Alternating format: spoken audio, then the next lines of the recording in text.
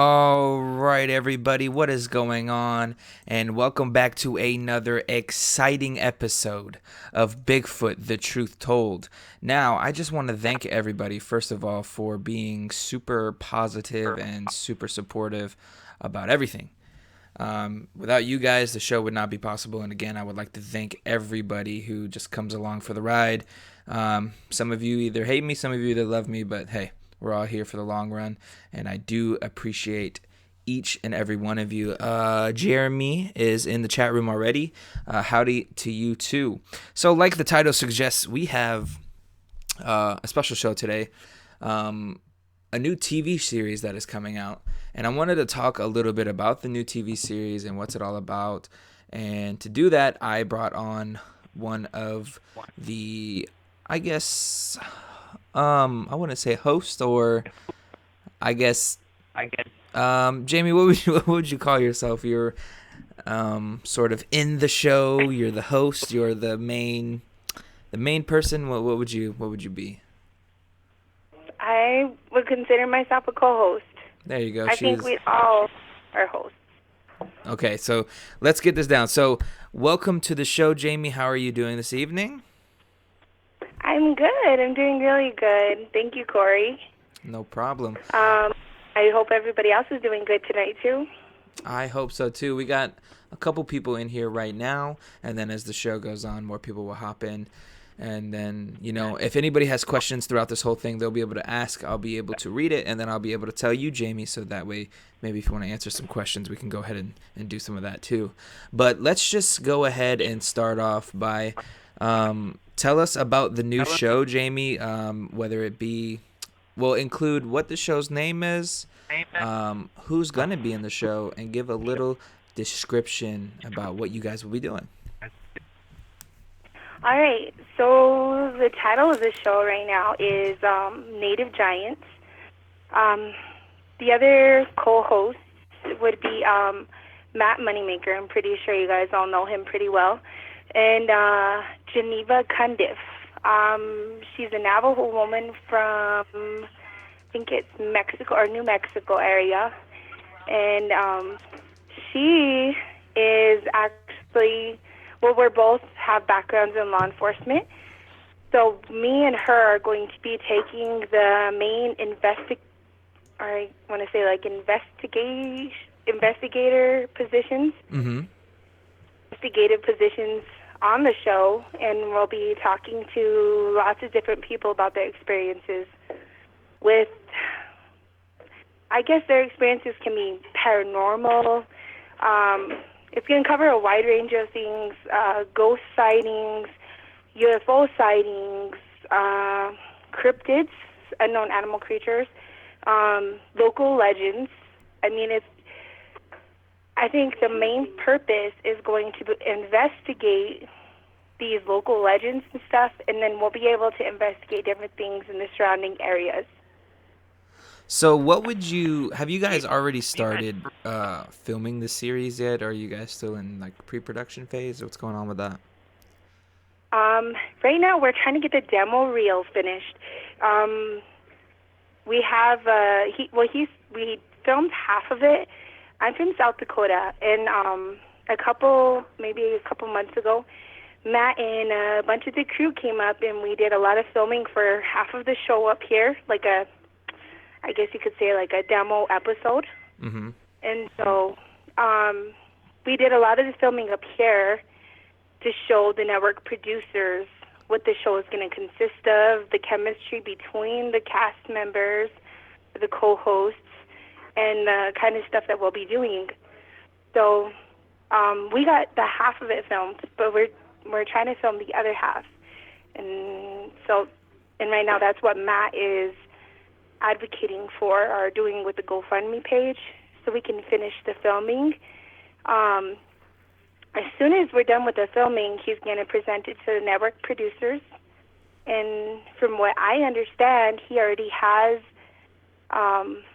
tentative connections with them, talking to them about the possibility of this show, and that's why he's doing the 2-season, what is it called, our proposal for them. Mm-hmm. So we've got some interested parties, but we're just trying to finish the demo reel to get it off the ground. Well, that seems pretty exciting. So you guys, so this is, so Matt came to you guys wanting to do this, or is this something you all came together and decided to do? Matt is an amazing person, and he was behind the bfro movement, wanting to take finding Bigfoot and make it into a show, and or from what I understand. And with this show, he was kind of the mastermind behind it. He wanted two females to be the main investigators and he wanted us to have background in law enforcement to make it more kind of legit or more believable, because we're not actresses. I'm a correctional officer for the tribe up here, so I was actually on, and I believe Geneva was actually on one of his shows previous in Finding Bigfoot as well. We ran into him that way. Okay, so give me a little bit of background on you. How did all this get to fruition? Did you have an experience of some sort, whether it be paranormal, whether it be a cryptid? Like, how did all of this start coming into your life? Well, a couple years ago, I actually had an experience with Bigfoot, and that's the reason I ended up being on his show. This was way before he even had the idea for the Finding Bigfoot show. It was just when he was the founder, one of the co-founders of BFRO. And my dad had posted or put my experience on a website, and so Matt decided to come out and investigate, and that's how I found or I got to know him. But my experience stems from I used to be a waitress at a local restaurant around here. I was coming home late one night from the restaurant. I was a waitress, and I was driving a big old Suburban, and we lived on a dirt road. And I don't know if you guys know anything about vehicles and if they're a high center of gravity, especially if you're turning on gravel. You usually take a wider turn because you don't want the vehicle to roll. So I was doing that. I was taking a wide turn when I was pulling up to a junction, one of those T junctions where there's a highway and then it intersects with the dirt road in the middle. And when I was coming to the stop sign or coming to the turn, my lights hit something that was obstructing the bottom half of the stop sign. I couldn't see it.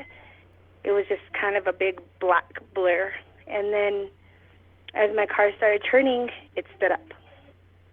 And I don't know if it was sitting or if it's kneeling, but when it stood up, and those stop signs are pretty tall, it stood up, it was about a good foot taller than the stop sign.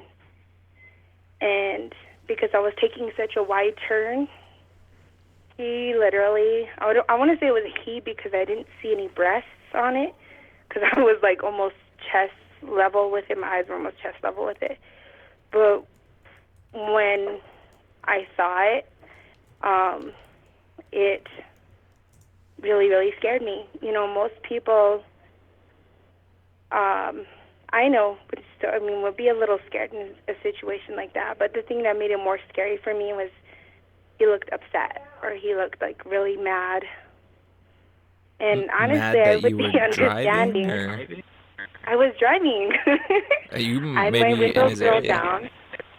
Yeah, and the area was kind of like a swampy area. Mm-hmm. And he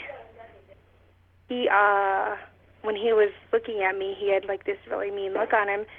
But I would be understanding to be upset like that. I had my windows rolled down and I had my music blaring really loud because I was tired, trying to keep myself up. And so I'm assuming like I must have disturbed him with my music or something. But yeah, it scared me pretty bad. As soon as I passed him, I started crying. It freaked me out so bad. And I slammed on the gas. And my house is about a mile and a half from where I saw him. So I sped all the way home. When I got to my house, I was too scared to get out of the car. Like, I was honking on the horn. And I was terrified. Like, I was just so scared. I didn't know what I wasn't sure what I saw. I was just scared. So my dad, he's a law enforcement, he's a police officer. He came running out of the house to see what was going on. Opened the door, and I could barely get any words out. And he's like, well, what happened? What's going on? And I said, I saw him. He said, who'd you see? I said, I don't know if you're allowed to cuss, but I said, I saw fucking Bigfoot. And my dad gets in his unit, and he runs down to the road to try to see if he can see him or if he can find any evidence of him being there. And he found in the grass beside the stop sign, the grass was all flattened, like someone had been sitting there. But, I mean, it was grass. Like, he couldn't find any footprints, but you could see in the brush where it had walked away. And so, I mean, that experience right there is what led me to what led Matt to this area and to interview me about it and stuff, and ended up leading to me being on his show. Let me ask you. So I have some people. I have some people in the chat room, and they've been asking me some questions. So I'm gonna ask you their questions in a second. But I wanted to ask, can you tell us again what your heritage is again? What tribe you were in? Oh, I'm Oglala Lakota Sioux. Born and bred on the reservation. My family were all native, and I grew up in law enforcement. My dad has been a cop my entire life. Most of my family members are in law enforcement or military, so it's been living here since the day I was born. Okay. Let me ask, do you, to your knowledge, does your tribe have any background knowledge on Bigfoot, or do they call it something else, or do they have something that's similar that's probably a Bigfoot but just old in their terms? Yeah, well, we grew up with stories about him, but none of us had actually seen him. In our tribe, we have stories about one of our origin stories is that we came from one cave. And give you a short version of that story is our people at one point lived underground. And there was a taller man than normal who we were trying to find a way out of those caves, and we couldn't get out. And one day they found a hole in one of the caves, and that tall man, the man that was taller than all of us, was able to help hold the hole open. I guess there were rocks or something trying to close it, but he held the hole open and helped other people get out. So he helped, and essentially our people go on to the plains and get away from the cave. But when we went to go help him get out, he wasn't able to get out. And our people believe that that older, the taller man is a tall man. His origins start from there. He was actually one of our people at one point. And so, I mean, we normally, I guess it depends on the experience, but most people I talk to aren't really scared of him. We just, it depends on who you talk to around here. Some people believe he's a spirit, but me, I mean, I've seen him physically, so I know he's not a spirit. But, I mean, a lot of people in our culture, a lot of people around here believe he's a spirit. That's... And the spirit is a tall man. That's a pretty cool little origin story there, because somebody asked, do you believe if it's flesh and blood, and obviously you said I saw it in person. It was there. It's flesh. Somebody did ask for the TV show that you guys are trying to make right now. Will Jam Arar, I don't know how to say your name, but it's, forgive me, but they asked, will they have a big crew with them, or will it be just them? It makes all the difference in the world. So I'm just assuming they're talking about when you go out and to do your filming in the locations. Are you bringing a big TV crew with you, or are you guys a little skeleton crew kind of going out there? If it were up to me, honestly, I would probably prefer it if it was just a skeleton crew. If it was even us holding our own GoPros and doing investigations. Because it would be so much simpler, and we'd be more likely to actually catch something than to have like a whole big giant jumble of people following us everywhere. Mm-hmm. I mean, the less people there are, I mean, the less noise you make. I mean, like I said, there's more likelihood that you're going to see something that you can't explain with less people like that. If you got a bunch of people and you have to do, I don't know, 5 or 6 different takes of the same exact thing or repeating the same scene, I mean, what's the likelihood you're going to see something? You know? I 100%. So honestly, if it's up to us, or if it's up to they ask our opinion on it, that's going to be where I stand. I would agree on that one, because just even me, when I go out and film, I take maybe 2 people max, 3 people max. It just seems like we get a lot of stuff if they're in the area. But you know, you see these some of these shows on TV, they bring, you know, 4 or 5 cameramen, and they got the audio techs, and they got the whole 9 out there, and you're kind of just like, oh, I don't understand how anything's coming anywhere close to them. There's too many people for anything to want to pop its head out. So I agree. Let's move on to the next question. Roland LaFleur asks, did she get asked how easy it is to get to the location of the encounter? So I'm guessing, like, from when you're driving down, you said you have to go through a little bit of a swampy area. Is that a place that a lot of people travel down, or just some people travel down that area because they live there? Well, I mean, it's not like it's a dirt road. It's paved, Okay. and there's a lot of traffic usually. But at that point in time, the road that I had lived on was a dirt road. There's a lot of high traffic in that area, and I don't know if anybody else has seen anything, but just the general area is kind of swampy around there. It's kind of, I mean, you wouldn't expect that in South Dakota, you know, a swamp out of nowhere. But there's a swampy area, and then it meets with the hills, and you get rolling hills, and we live in actually a little valley, like I said, about 1.5 miles from that little swamp. So it's not hard to get to. I mean, you can walk there. I mean, you can drive there. And the road that I live on now is actually paved, so just makes it easier to get to, I guess. Okay, I got you. Well, Roland, I hope that answers your question. Let's see here. We have another regular in here. Bigfoot Forest, Vancouver Island asks, they say, hello all. Ask her if there are any dances telling Bigfoot or Sasquatch legends, masks, costumes, etc. I'm guessing she wants to know about your people. If you guys celebrate the tall man at all.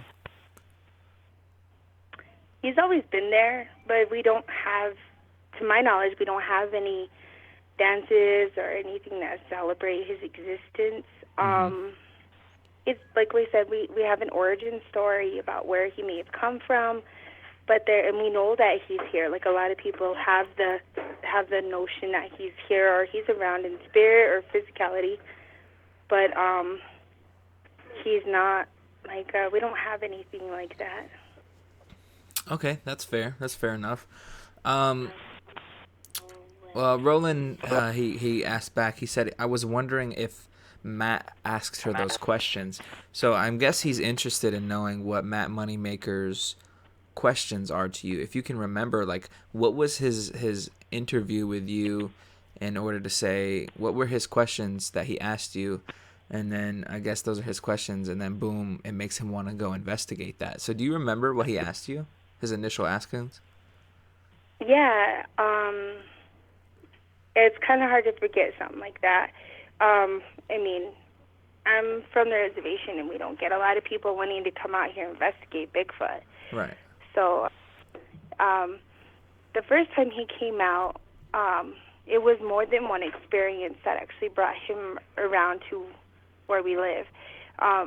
Me and my dad both have had personal experiences with seeing him. And my dad was actually on his show as well. But,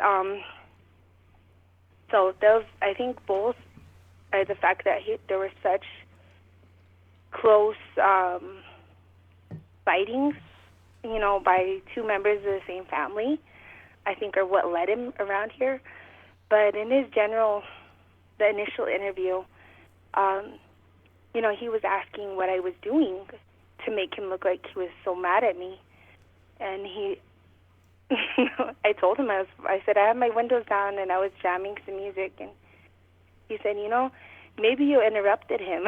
And I was thinking, maybe I did.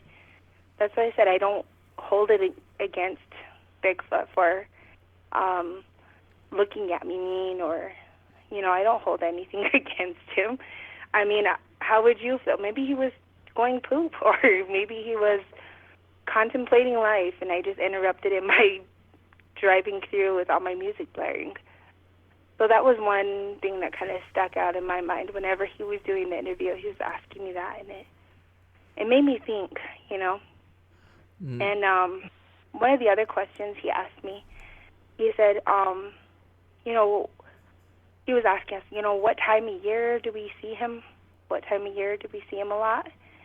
And it differs. We see him in the springtime and the fall most of the time, but occasionally we'll see him in the summer. So, I don't know. It kind of differs. But we get the most sightings probably around fall and spring. And when you say we get the most sightings, are you talking about the people in your area or you and your father? Honestly, Matt had this theory that he passes through here in like a migratory thing.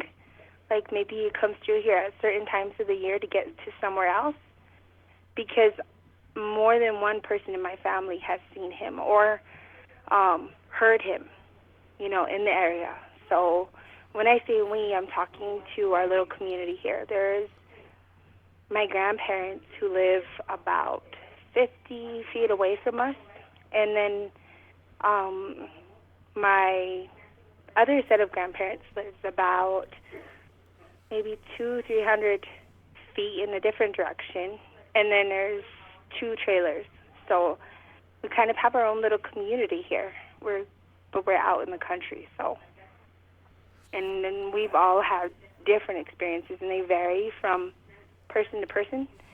But because, here's the funny thing, is because so many of us have had experiences with him, when we talk about him, we don't refer to him as Bigfoot. We have a name for him. We don't want to scare the kids when we're talking about him, so we call him George. Is that homage to Harry and the Hendersons? No, Harry is actually his name, remember? Or no, I don't know. Maybe. I thought somebody in Harry and the Hendersons was named George. I think they do name him George, isn't it? Yeah. I thought it was George. I could be wrong though. So. I have to rewatch that movie. But that's a good movie. But yeah, but that's the name that they came up with, and maybe it did stem from that movie. But so we call him George around here, so we don't scare the kids. That's I guess that's a nice thing to do. Do you know, to your knowledge, is there any maybe government interference or tribal leader interference with anything? Like, do they hold knowledge? Have people come asking questions, knocked on doors, maybe even after the events of being on Finding Bigfoot? Not to my knowledge. I know in the Badlands, it's kind of a really controversial thing to talk about. There's like a lot of, what we're doing with the Native Giants show would be something like covering what the Badlands are around here. There's a lot of myths and different things surrounding the Badlands. But as far as to my knowledge, no, we have not had any government interference, whether it be tribal or otherwise. Okay. And Matthew asks, what type of music were you playing? Was it music with low bass? Was it more high-pitched music? It was R&B rap. I needed something to keep me awake, so I was blaring some Tupac pretty loud. So there you go. So it's, I would most likely say it's a lot of bass in there. So Matthew, to answer your question, it was very bassy music. So any Tupac song you've heard, that's what she was playing. We have Sasquatch Truth in here. We have Lady in the Woods, Matthew LaFleur, Roland LaFleur, Bigfoot, Vancouver Island, D. Stewart, and National Cryptid Society. I mentioned National Cryptid Society and everything, guys. They are my partner in crime. They are your news website for anything cryptid, and also on Facebook. Just a quick shout out to the guy, to National Cryptid Society, Jesse over there. Go to their Facebook, National Cryptid Society, and take a peek. You won't be disappointed.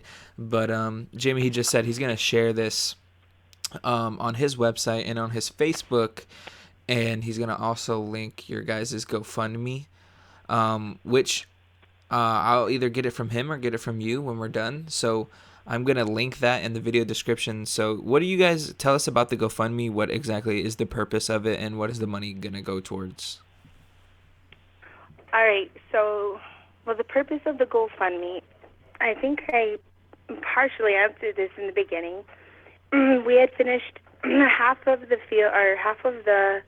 filming here up in my home state of South Dakota, but we didn't get to finish filming. He wanted to do some filming down in California, and I'm not privy to what exactly that entails, but when he was here, it was spent on the GoPro cameras, gas, because, around here, it takes you a while to get anywhere. It's more than a couple miles to the store, or, it's kind of spread out. Makes sense. So a lot of it was spent on gas. We ate cheap pretty much most of the time. Is McDonald's.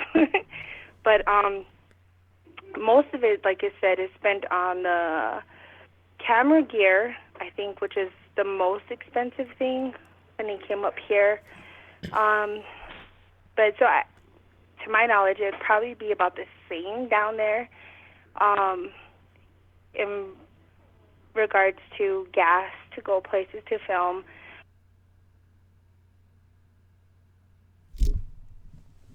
Are you still there?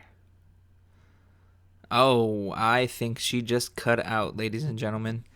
Let me see if I can get her back in here. I believe, she got disconnected, so the call dropped. But that's okay. We'll wait for her to get back in here. I'm sure she'll give us a call right back. But so as you guys can see, this might be an interesting show.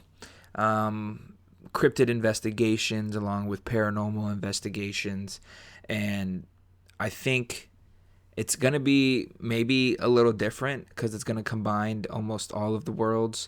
I don't know if she said they're going to get into any of the alien stuff or anything like that, but that could be something that's very interesting too. So a show on TV that covers a little bit of everything, and of course they have Matt Moneymaker, the whole bfro, and then the Finding Bigfoot TV show.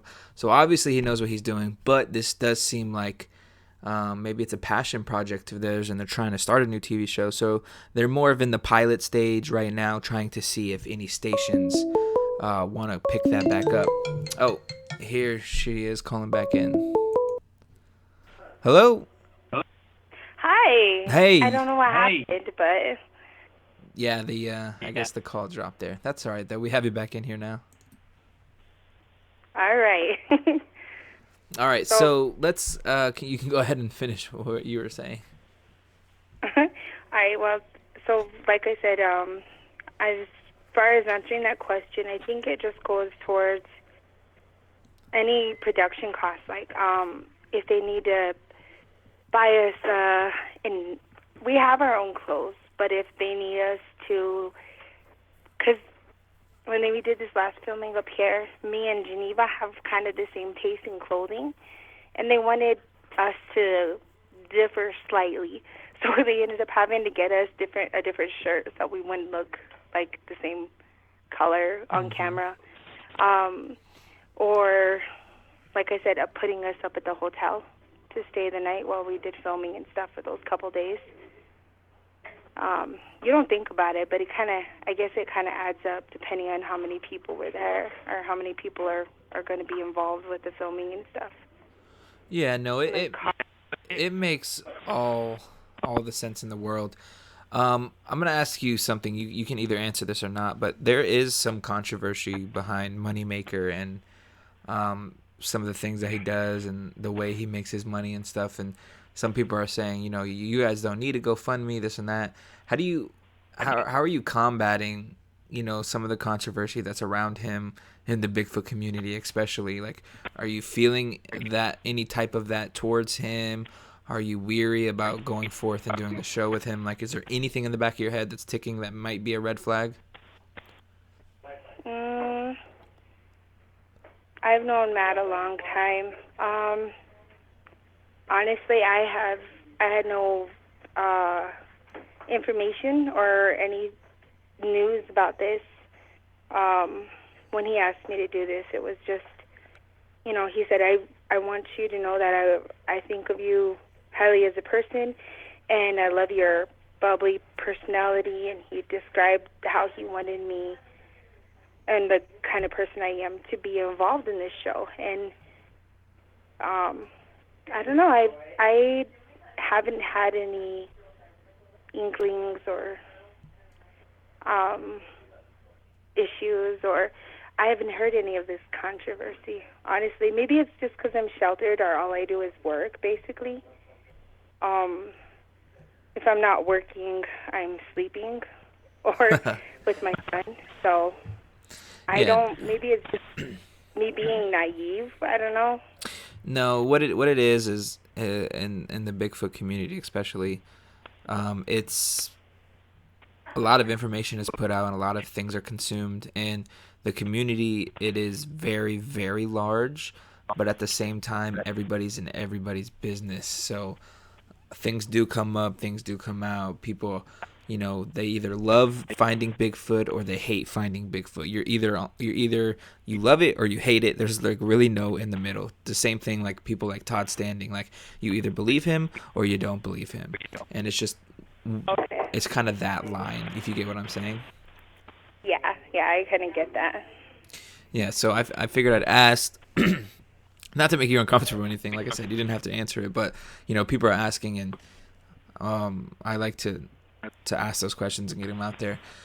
Can you, the other person that's a part of the show, you said there's 4 of you total, or is there 3 of you total?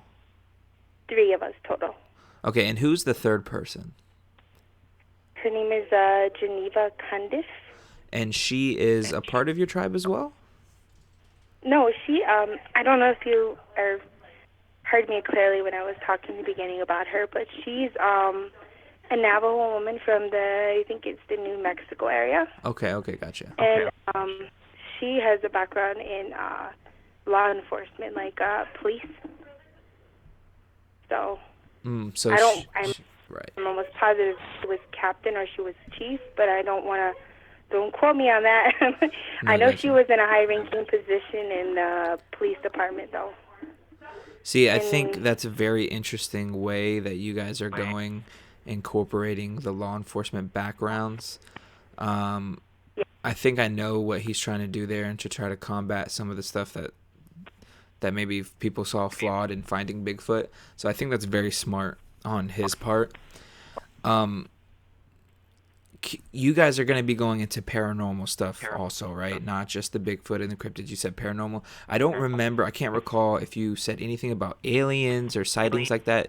Were you bringing that into the fold or no? Oh, sorry to interrupt you, but yes, we are going to be going into UFO sightings as well, and paranormal stuff branching off in that direction, whether it be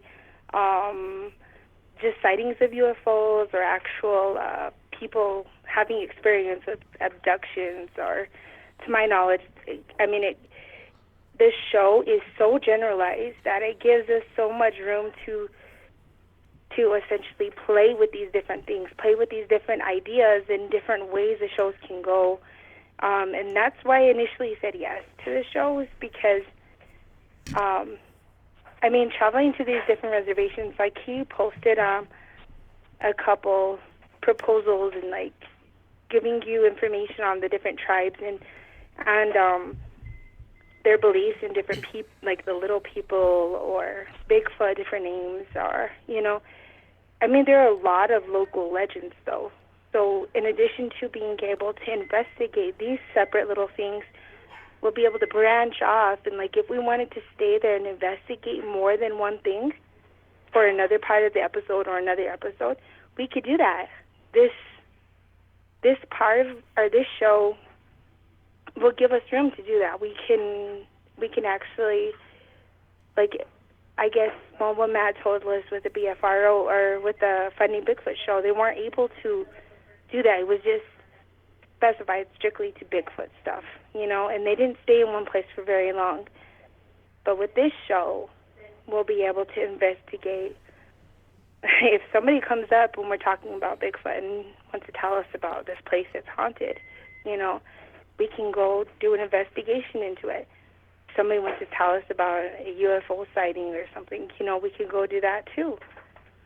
And so, I mean, it's just so generalized and broad.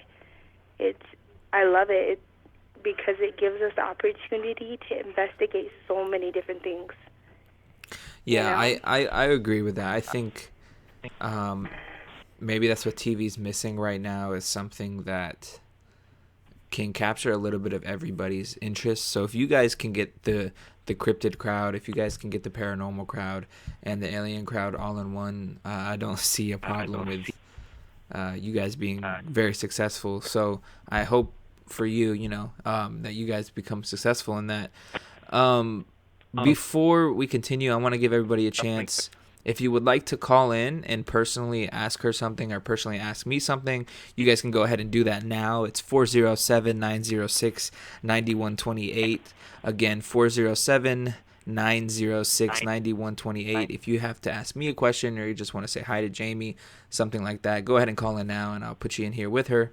But Bigfoot Forest Vancouver Island asks again, she says, do the Bigfoot ever tap on your window, toss stuff at the house, eat your livestock, anything weird like that close to home? A couple years, well, when I was younger, because I'm 28 now, when I was a lot younger, like I said, we grew up with stories about Bigfoot. We kind of knew he was in the area. I, at that time, had never seen him. And when I say younger, I'm talking maybe 15, 16, when I was in high school. Two of my cousins were wrestling around in one of the back rooms of my auntie's house, and I was staying with them at the time, and we just heard them start screaming. They had the window open, the blinds up. They didn't put the blinds down, and they were screaming and they were crying, and they're both 16, 17 years old, and they came running out of the room screaming, you know. And we asked them, when we finally got them to tell us what was going on. They said there was an old man peeking in the window, and our windows, we live in a double wide, and they had a double wide as well. And the double wide is kind of high off the ground. The windows are kind of high up. And they said that there was an old man peeking in the top part of the window. And they said, you know, he was covered in hair. And at that time, you know, we didn't really believe in Bigfoot. We just heard stories. And scared my cousins so bad they peed their pants. And they said they started screaming, and he took off whatever away from the window. And we get taps on the windows, or you'll hear running. You'll hear like the bipedal running from like outside, and it's really heavy. It's like, boom, boom, boom, boom. You can hear. Obviously, we have dogs. A lot of times, if he is in the area, the dogs will be so scared they'll kind of cower around the front of the houses, and they'll bark. But when he's really close, they'll be quiet as a mouse. They won't say nothing. They'll just kind of hide in their dog houses. But yeah, we had a dog thrown into the back of my grandma's house and Whoa. knocked out. We That's had crazy. we had a rain gutter pulled off from my grandma's house. The rain gutter was just ripped off. I mean, there was no wind or anything that could have done it. That was actually the same night that the dog got thrown against the house that happened, and we think that he hit the dog or he threw the dog or something with the rain gutter. But I mean, like I said, a lot of the experiences around here differ. So like, yeah, we've had our own share of experiences out this way. Yeah, you guys sound like you're in a pretty decently active area. National Cryptid Society asks, will we be seeing or hearing any official reports from law enforcement concerning Bigfoot sightings in the show? Just curious. Are you guys doing any official work? Are you guys going to go maybe poke around, ask places? That would be something worth digging into. I know at one point when we were doing the filming up here for the first part of the demo reel, me and Geneva kind of talked about some of our own experiences, whether it's hearing of these stories from law enforcement when they come into my facility, like hearing these stories straight from them, or her experiencing things, or her having experiences with stuff that she can't explain, and I know that a lot of spooky stuff happens with law enforcement, so I think that would be a really, really good opportunity, or a really good episode, or something to get into, is to look into law enforcement side of it, because we get a lot of sightings and stuff from law enforcement around here, and I know it's probably got to be the same for everywhere else. No, I agree, and I think that's definitely a shocker that would be added. I'm actually doing a special show on that coming up. But yeah, it's just that's a very special thing to have an official say something, or it's just a lot of times officials aren't going to just lie or bullshit for no reason. So that'll be very interesting if you guys go that route. Matt Squatch Presents, which he is another YouTuber, he asks, Moneymaker and the bfro always seem to report non-violent encounters. Will you look into more aggressive reports? We'll look into anything that comes our way. It doesn't have. There's no standard set for these sightings. They're not always going to be non-violent. Just passing or him in passing. Like I said about the dog being thrown against my grandma's house, or him ripping off the gutter. I mean, those be considered kind of violent. Maybe he's defending himself or whatever, but still there's violence there. So I don't think that our show would be limited to the non-violent things. I think it would be kind of both areas. Yeah, because I know, and I have in reading some of the BFRO reports I've actually read ones that were super aggressive, like super scary, like dead people dying. So that to me is like when it gets crazy and when it gets maybe a little too close to home. You know what I mean? So yeah, maybe that affects some people, or I know nothing like that is ever good, because especially when cryptids and we're on Bigfoot. I do a show on Bigfoot, so I'm just going to use Bigfoot as an example. When Bigfoot, half people are, Bigfoot are nice, they're sweet, they're welcome and enjoying, and then there's another half of people who are seeing them do these horrible things, And then there's some people who are just in the middle, and they're like, they can be nice, you just leave them alone, this and that, or you can piss them off, and then they will do these things. So there's always that little teeter totter, I want to call it, where it could either go either way. Because at the end of the day, I mean, I believe Bigfoot are just another species as well. So anything gets mad. I've seen dogs get mad. I've seen hamsters get mad. But I've seen dogs and hamsters be nice. You know what I mean? Yeah. It's just like anything. Yeah. So, I just want to again thank you for coming on this evening. I know I told you we're gonna keep it about under 30 minutes, and we're close to an hour here. But do you have anything you would like to say to everybody? Any closing remarks or things like that of that nature? I'd like to thank everybody for tuning in and taking the time to listen to what I have to say. Also want to thank you guys for your interest, and you guys had a lot of really good questions, and I'm glad I was able to answer them, and I hope I answered them the way you wanted them answered, I guess. But thank you guys, and I look forward to maybe you guys seeing us on TV or, investigating these kind of things. I think this is a really good opportunity, and I'm just happy to be going along for the ride and being able to meet this whole new audience, and that I didn't even know was out there, that of people that have seen or experienced different things similar to what I have.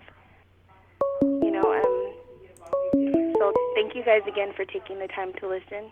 Oh, no problem. Well, what we're gonna do is we're gonna go ahead and share this, and then I'll get back to you and give it to you. Thanks for coming on tonight. Of course. You have a good evening, Corey. You too. Bye-bye. Bye. Hello. Hello. I know who this is, but would you like to pronounce yourself to everybody? Lady in the Woods. How are you, Corey? Good. How are you? I'm great, thanks.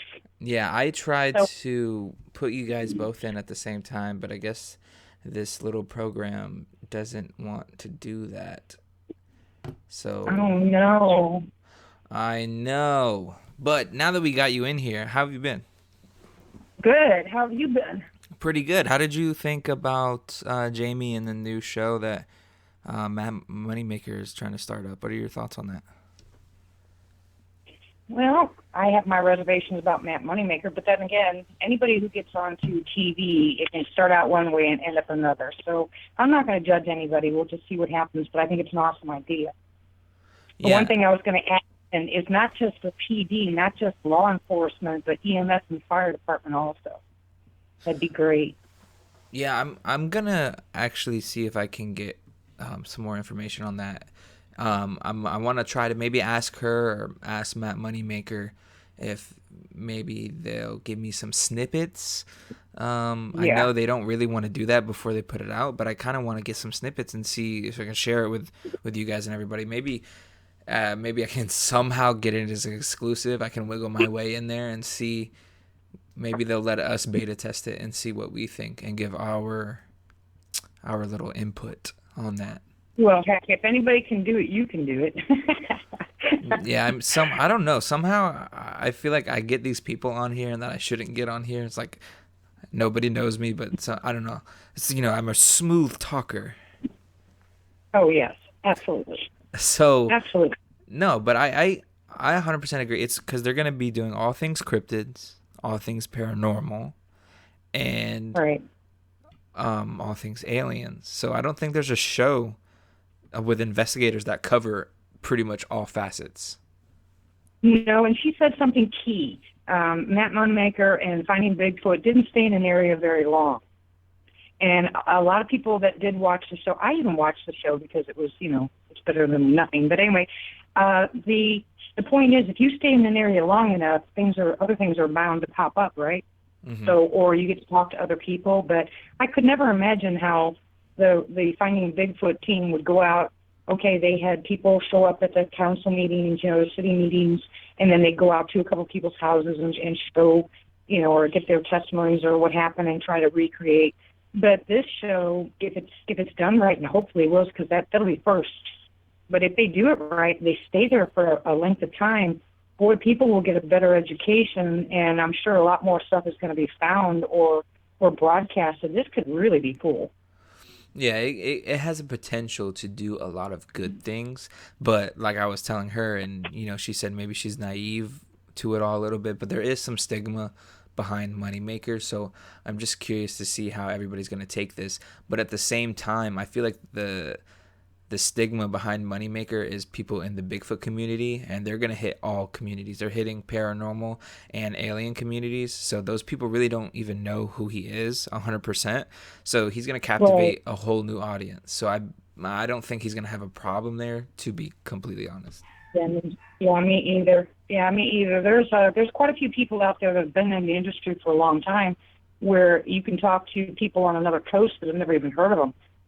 So there's plenty of people that I never heard of. I just, learned about here recently that they've been doing this 20 years. Their name had never been mentioned. So, this could be I think it'll be a really good idea. No, I think I think it's going to be cool, and I'm kind of mad I didn't come up with the idea first, but hey. But it's something that, to me, I love TV. I'm in the TV industry, so like I'm in the commercial industry. I make ads and all that. For a minute, everybody was getting scared that TV was slowly dying, and it's all going to internet, which I believe it is. I don't ever watch TV anymore. I watch YouTube, or I watch Netflix, or I watch Hulu, but the good thing about my industry is everybody needs commercials, and YouTube's littered with commercials. YouTube's littered with advertisements, so I'll forever have a job. But when it comes to showing your content, I don't believe TV might last much longer, especially with the millennials and stuff like that. I'm a millennial myself, but we don't watch TV. That's just what it is. And I think who's doing a smart switch, which is Les Stroud. He now does stuff on his website, and he offers his own shows and his own stuff on the website. I think that is the smarter move. Right, I absolutely agree. That is one show that I've been watching, and I really like how he does that, because he can be out there just doing his normal survivor stuff and come across this. That's the time spent. That's what I was talking about. He's spending time out there. So that gives chance for things to happen, and he can capture all that. So I think that'll be great. Yeah, agreed, 100%. There's just something about the way he comes across things, and how he answers questions that are brought to him that really, it's like, it captivates me, and I know it's captivating people who don't even believe in Bigfoot, who are kind of on the teetering edge. Like, he was on the Joe Rogan podcast, and he was asked, they asked him, like, why don't we find any bones, or why don't we find any this? And he's like, I'm in the Canadian woods probably months out of the year. And he said, I have never once seen any bear remains, not once. And I've been going to the Canadian woods almost my whole life. I've never seen remains of any bear. And he said there's hundreds and hundreds and hundreds of bears, but I have yet to see bones. I've never even seen a dead bear. And just the way he comes up with these answers, because he has that experience, it just makes him more plausible to me than a lot of people. Right, and he doesn't, he doesn't act like, when it comes to the Bigfoot stuff, he's not a know-it-all. He hasn't been out there Sasquatching for years. He doesn't know anything about them.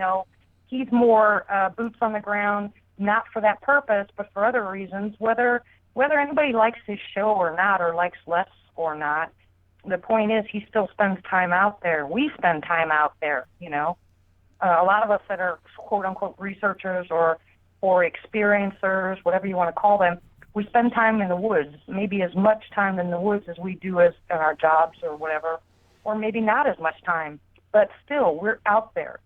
So when you're out there and say the sound of a bear when he growls, or a bobcat or something like that, people that have never been out in the woods, and I think that's one of the reasons Les did his show, there's a lot of people out there that have never been in the woods. Okay, so they don't know these sounds. They don't know how to do anything. And let's face it, with the economy and the all the stuff that's going on right now, where everybody's, the conspiracy theorists, everything's going to crash, and we're going to have to live in the woods, and we have to learn how to take care of ourselves. All this stuff is happening at once. We have a plethora of all different kinds of things bombarding us at once.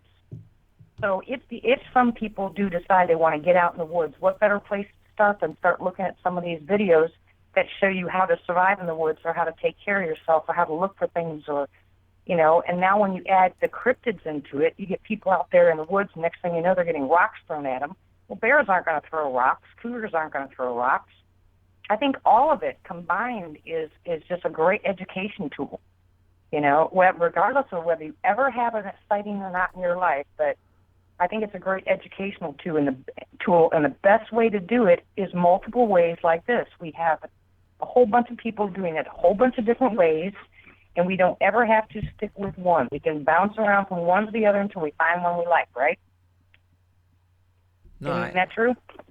Yeah, I agree. Okay, so this show right here, it's going to have, if they find alien stuff or cryptids, or whether it's Bigfoot or the DM or I don't care what it is, at least it's a show that you can go to learn about stuff that you maybe never hear of, or maybe they actually have interaction like this young lady is at her own place, where they can tell you how to deal with it.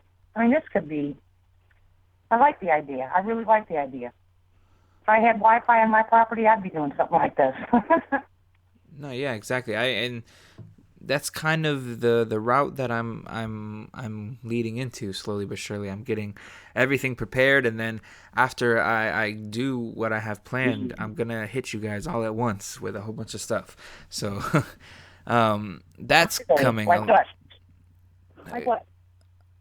Well, I'm not gonna say all of it right now. We can't have people take the ideas, but it's all coming. But I will say I grew up watching Les Stroud. I grew up on Survivor Man, and the route he's going, he's a very smart individual, and he's got some things to be taken. What is it called when somebody has knowledge and you can absorb it? I'm having a super brain fart right now. He's someone that it's like almost like an elder person who just has knowledge, and it would be stupid of you not to watch what he's doing and implement it. It'd be, you know what I mean? That kind of route. Right, exactly. But you can take everything that he sings with a grain of salt also, because it's indicative to where you live or how you live or what you're doing. You know what I'm saying? He's got some great ideas out there. There's plenty of people that do the bushcraft stuff, but he's combining everything, including being stupid and getting himself in trouble and hurting himself out there, to where he's got to tell you first aid in the whole 9 yards. So adding everything to it. I mean, it is really intelligent to listen to multiple people online when it comes to bushcrafting or being out there in the woods. I don't care if you bounce back and forth from place to place, finding somebody in your area that the wildlife is indigenous to your area, because I can't listen to somebody in Florida if I'm going to go out in the woods in Oklahoma, because there's different animals on both sides. Mm-hmm. Yeah, he's been all over the world, so he can say, oh, this is a cougar, but this is nothing like, the lions in Africa. I mean, he can bounce back and forth pretty well and exchange ideas and offer suggestions in the location he's at. So like I said, not everybody's going to like him. Nobody really has to like him. Not everybody's going to like you, Corey, or me, or anybody else. But it's sometimes really smart to just pay attention. Open your eyes, open your mind, just see what's out there. No, I agree 100%. And honestly, this is a great place to end up here. It's hitting that hour mark, and I know people lose their retention span about an hour mark. So, well, thank you for calling in this evening, and thank you for being probably the number one supporter I have. I really appreciate that. Oh, I love you, Corey. The only thing I put on there that you didn't answer that question is, when the heck are you coming to Oklahoma? When am I coming to Oklahoma? Well, if everything pans out right and, save some monies up, I'll be able to start traveling how I want to and start doing more cool things like that. I think that's where this life is leading. So I do have some plans for that.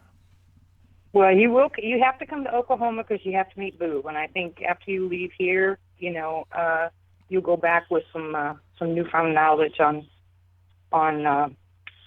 staying with these guys, habituation, if you want to call it that. No, I agree 100%. And speaking of that, are you free sometime this week to do another show so we can catch up with you? That it's been, I don't know, months and months since we had you on and sharing everything. Would you like to come back on?